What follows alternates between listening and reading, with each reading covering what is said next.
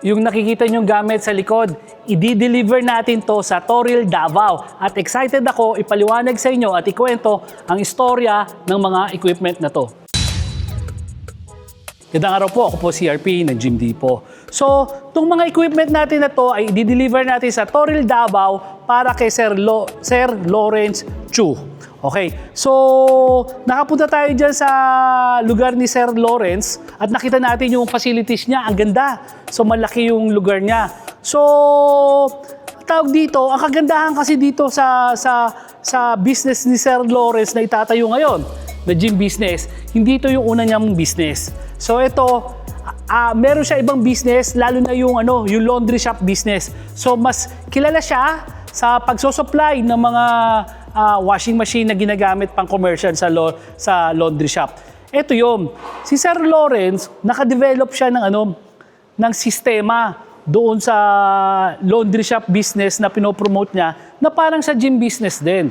Na hindi mo kailangan araw-araw na pumunta doon sa shop mo para bantayan yung laundry shop mo. So ngayon, parang kung di ako nagkakamali, parang may kliyente pa nga siya na parang 20 or mahigit 20 pa yung mga branches. Pero makikita mo, yung may-ari, hindi siya pa araw-araw na pumupunta doon sa mga branches niya. Yun ang kagandahan ng meron kang multiple sources of income na hindi mo kailangan tauhan na laging naandun ka. Talagang, alam mo, yung pagiging negosyante, may mga pros and cons yan. Okay? Ang maganda sa pagiging negosyante, hindi ka nakatali doon sa kikitain mo. Pwedeng lumaki kesa sa nagtatrabaho ka, di ba? Pero ang cons naman niya, yung nagtatrabaho kasi, pag minsan papasok yan, between 8 to 5 lang yan. Pero ang negosyante, madalas yan. Gigising ng maaga, matutulog ng late, negosyo pa rin yung iniisip niyan.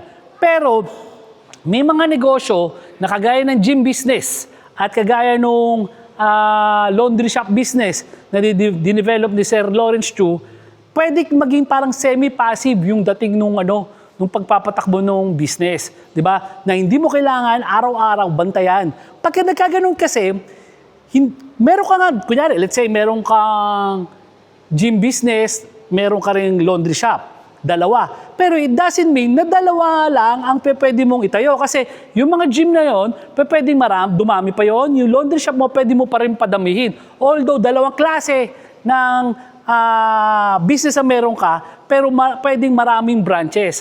Ang di lang talaga kayang gawin ng mga laundry shop at mga gym business, bakit hindi sila makapag-expand? Kasi walang sistema. So yun yung importante. All over the Philippines naman yung delivery ng Jim Dipo. So meron tayong mga showroom sa Luzon. Sa Cebu naman, meron tayong fabrication sa Talisay City, Cebu. So sa Talisay City, Cebu, since 2012 po kami nagpa-fabricate doon.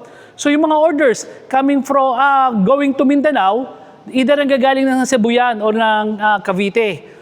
Pero pag minsan, walang time yung mga tao na silipin. O punta ako ng Cavite o punta ako ng Cebu para makita ko yung gamit mo.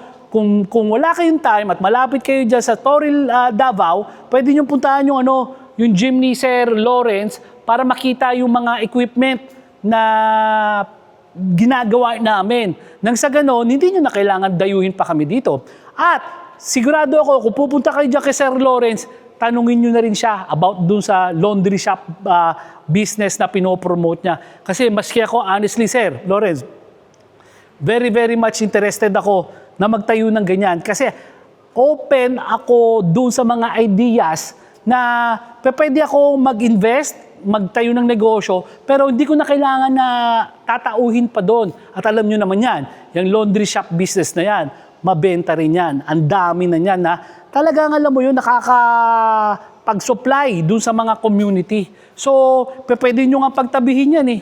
Kung sarili nyo yung pwesto, maliit na pwesto para sa laundry shop, tapos another maliit na pwesto sa gym, boom! Ang laki ng pwedeng kitain ng business nyo. Tapos sarili nyo pa yung pwesto, di ba? So I hope kung nandiyan kayo sa banda ng Mindanao, malapit kay Sir Lawrence, dyan sa Toril, dayuin nyo siya, puntahan nyo siya, para na sa ganon, matutunan nyo kung paano magpatayo ng laundry shop business niya at makita rin yung mga gym equipment namin. Ako po si RP ng Jim Dipo. Gandang araw po.